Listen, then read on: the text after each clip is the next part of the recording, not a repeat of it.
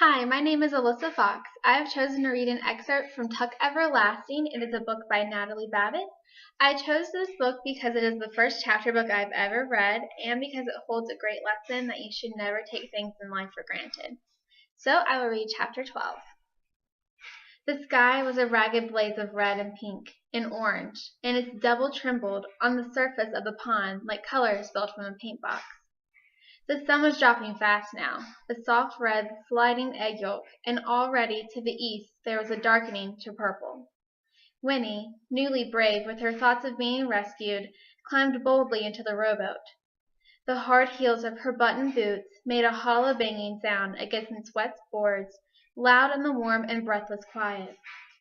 Across the pond a bullfrog spoke a deep note of warning.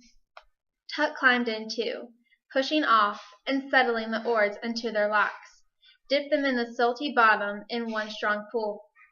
The rowboat slipped from the bank then, silently, and glided out, tall water grasses whispering away from its sides, releasing it.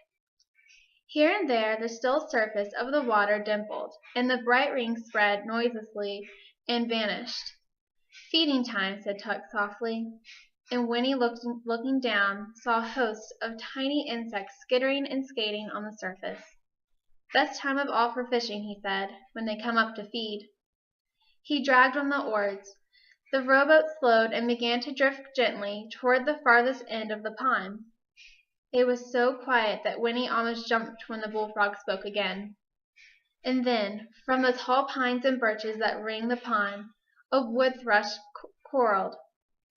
The silver notes were pure and clear and lovely.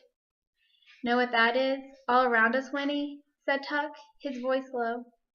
"Life, moving, growing, changing, never the same 2 minutes together.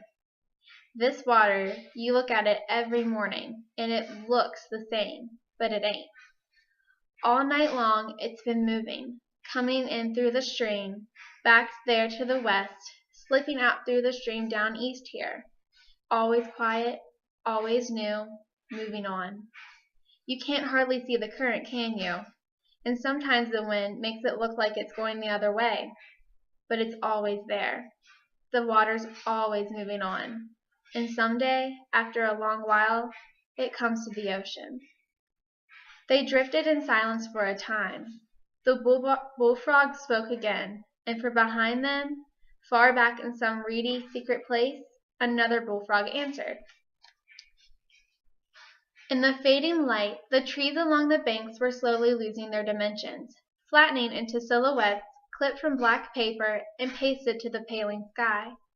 The voice of a different frog, hoarser and not so deep, croaked from the nearest bank.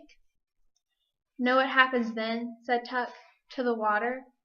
The sun soaks up some of it up right out of the ocean and carries it back in the clouds.